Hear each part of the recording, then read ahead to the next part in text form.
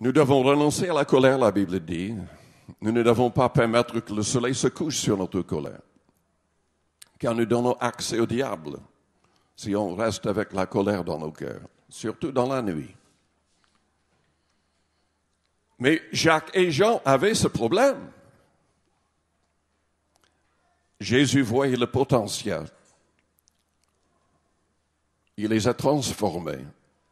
Et Jean, surtout, est devenu l'apôtre de l'amour et de la patience. Dans ses lettres, il a parlé beaucoup de cela et combien il avait été transformé.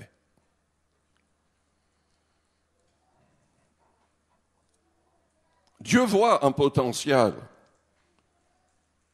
en chaque personne. Je pense à l'ange qui s'est présenté à Gédéon. Gédéon n'avait rien fait dans sa vie de particulier pour le Seigneur. Il gardait ses troupeaux. Les Philistins opprimaient le peuple à cette époque. Et l'ange se présente en l'appelant « vaillant guerrier ». Et il a dit « qui, moi ?» Dieu voyait le potentiel. Et Gédéon, parce qu'il avait un cœur pour l'Éternel, a été utilisé pour délivrer le peuple. Je pense à Paul. C'est lui qui tenait les vêtements des autres quand Étienne était lapidé, le premier martyr chrétien. C'est Paul qui allait de ville en ville avec des lettres des autorités pour faire jeter les chrétiens en prison.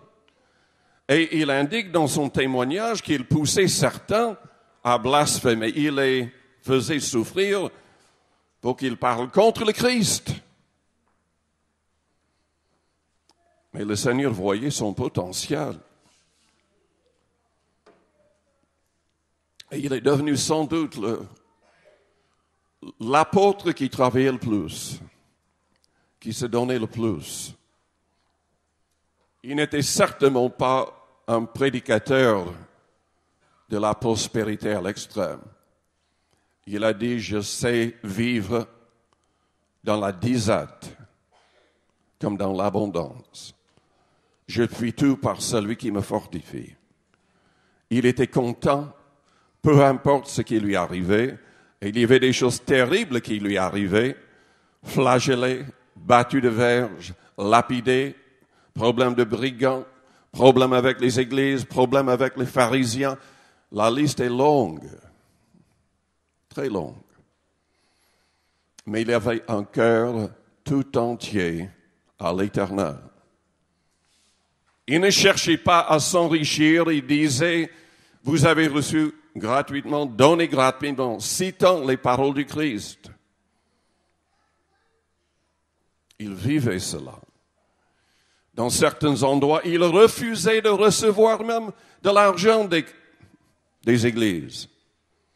Parce qu'il voulait être un modèle et poussant à travailler avec leurs propres mains. Il était fabricant de tentes.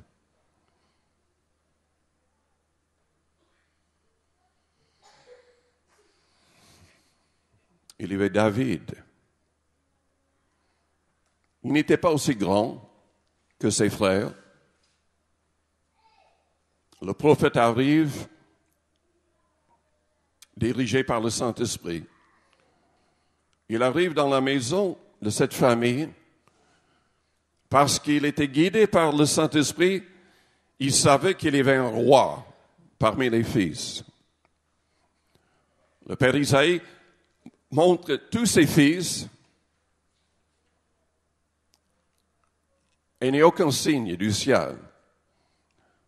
Et le prophète lui demande, mais vous n'avez pas un autre fils quelque part? Finalement, il cherche David, qui est le plus jeune, qui n'a pas l'allure des autres. Et le prophète dit que Dieu ne regarde pas l'apparence, il regarde au cœur. Et c'est David qui est roi pour devenir roi. C'est David qui avait la force de l'esprit pour vaincre le géant Goliath quand il était tout jeune, trop jeune même pour être un soldat.